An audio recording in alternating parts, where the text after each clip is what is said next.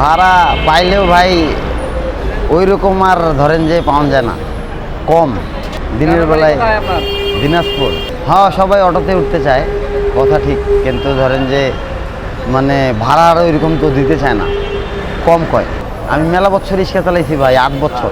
ঠিক কথাই কইছে, আমিও 6 মাস ধরে এটাই চালাইতেছি। শান্তি ওটাতেই, যারা পায়ের রিক্সায় উঠে এরা অটোতে উঠবো না।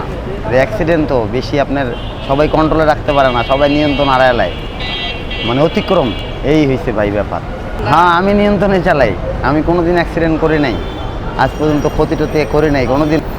হ্যাঁ হ্যাঁ। পরিবারে কে কে আছে আপনার? 2 ছেলে ভাই, বড় ছেলে হিফজ পড়ে, ছোটো ছেলে আমপাড়া পড়তেছে।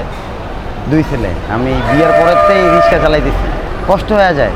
মাসে 20,000 আয় করলেও খরচ, মাদ্রাসার বেতন, ঘর ভাড়া, সবাই এনে তো বাড়তি ভাই। বাজার সদের দাম বাড়তি, চাইলের দাম, তেলের দাম, সব কিছুর দাম বাড়তি, সব কিছুরই। মানুষের দাম নাই, মানুষ হইল ভাই একবারে নিম্ন শ্রেণীর মানুষ হয়ে গেছে এখন, মানে কোনো মূল্য নাই।